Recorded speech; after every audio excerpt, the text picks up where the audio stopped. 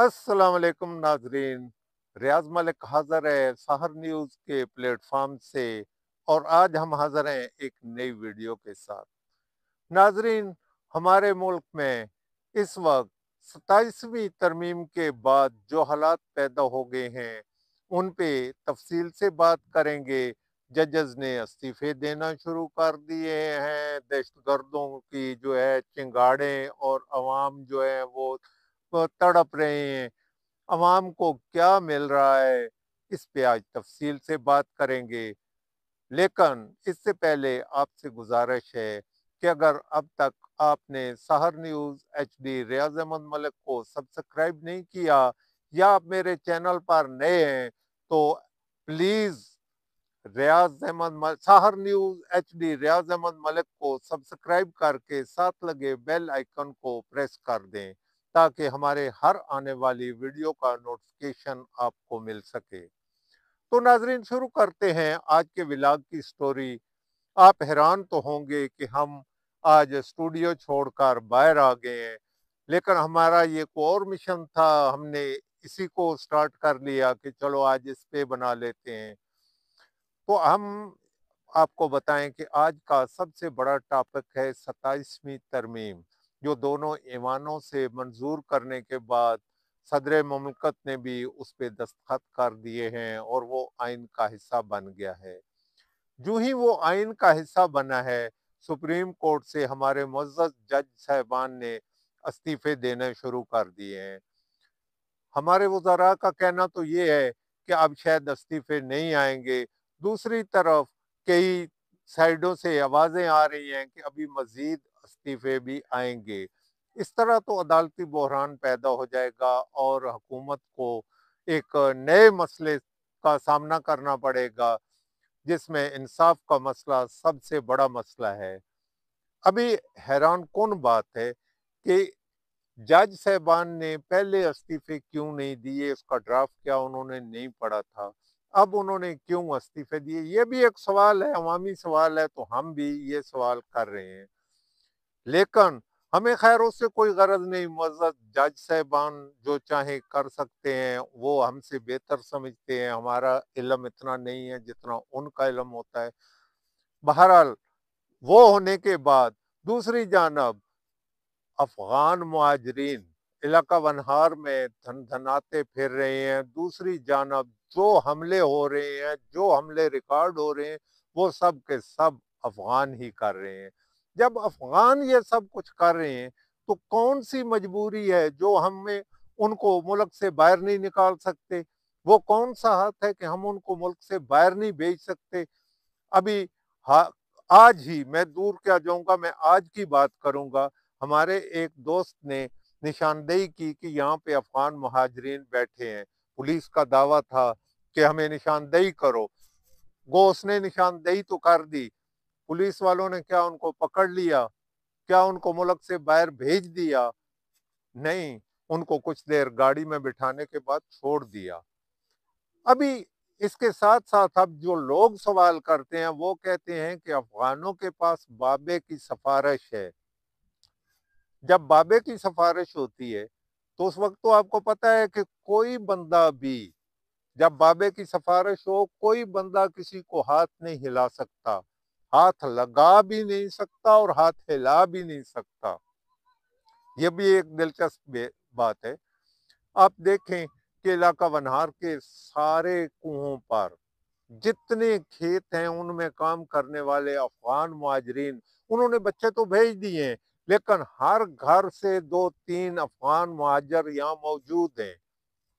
और हैरान तो हम ये हैं कि दावे बड़े हो रहे हैं कि हम अफगानियों को बाहर भेजेंगे, गैर मुल्कियों को नहीं रहने देंगे। जब ये सब कुछ हो रहा है, मैं बात कर रहा था जो कचारी में धमाका हुआ या वाना में धमाके हुए, उनके पीछे तो यही लोग थे, अफगान थे ना। जब अफगान थे तो फिर अफगानियों का यहाँ रहने का क्या जवाब बनता है, ये हमें बताया जाए। ये एक बहुत ही अजीबो गरीब बात हो रही है कि अफगानी जो हैं वो धमाके भी कर रहे हैं और हमारे मुल्क में भी मौजूद हैं। अगर आप इंडियन हमारे हमसाए मुल्क की बात करें تو وہ آئے روز یہی کہتے نظر آ رہے ہیں کہ انہوں نے افغان کے ساتھ ملی بھگت کر لی ہے، اب کابل میں ان کا سفارت خانہ بھی کھل گیا ہے، اب تو وہ ان کے لیے کوئی مشکل نہیں ہے۔ اور دوسرا آپ نے دیکھا ہے کہ جا کر جہاں ہمارے مذاکرات ہو رہے تھے کیا ہوا، افغانیوں نے یہ نہیں مانا کہ وہ پاکستان کے پیچھے یہ نہیں کریں گے، انہوں نے افغان نے یہ کہا ہے کہ وہ دہشت گردوں کو کھلی چھٹی دیں گے۔ اب پریشان ہیں ہم کہ افغانی ایک جانب تو یہ کر رہے ہیں، دوسری جانب جو دھماکے اور یہ وہ ہو رہا ہے، حیران کن بات ہے کہ وہ کیوں ہو رہا ہے۔ اب ایک بات اور دیکھنے کی ہے کہ حیران کن بات ہے یہ بھی کہ ہمارے ملک میں مہنگائی عروج پر ہے، دہشت گردی نے اپنے جو ہے پر پھیلانے شروع کر دیے ہیں جگہ جگہ پر، کوئی جگہ بھی محفوظ نہیں ہے۔ ہمارا یہ میانی اڈا کلر کہار کا علاقہ، کیا یہاں حساس ادارے نہیں ہیں؟ کیا یہ لوگ جا کر ہماری معلومات باہر فراہم نہیں کریں گے؟ نمبر دو، ایک اور بات جو یہاں ہم نے نوٹ کی ہے، یہاں رہنے والے افغانی، ان کے پاس تو پاکستانی دستاویزات موجود ہیں جن میں گرین پاسپورٹ بھی ہے، شناختی کارڈ بھی ہے، ڈومیسائل بھی ہے، ہمارے انہوں نے ڈرائیونگ لائسنس تک بنوائے ہوئے ہیں۔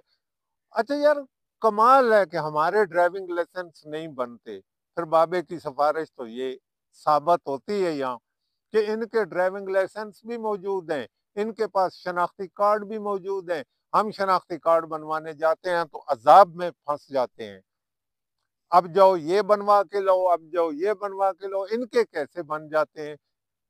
ابھی حکومت کو چاہیے، ہم ایک مشورہ دے سکتے ہیں کہ پہلے ان کو باہر نکالنے سے پہلے ان لوگوں کو پکڑا جائے جن لوگوں نے ان کو پاسپورٹ، شناختی کارڈ یا پاکستانی دستاویزات بنوا کر دی ہیں، ان کو لٹکایا جائے تاکہ اتنا سختی کے ساتھ نپٹا جائے تاکہ آئندہ کوئی بھی ملک کے ساتھ غداری کرنے کا سوچ بھی نہ سکے۔ اب یہ بات تو ہم کر رہے ہیں، لیکن کیا اس کا اثر بھی کسی پر ہو رہا ہے؟ تو میں آپ سے گزارش کروں گا کہ آپ اس ویڈیو کو زیادہ سے زیادہ لائک کریں، زیادہ سے زیادہ شیئر کریں تاکہ یہ حکمرانوں تک پہنچ جائے۔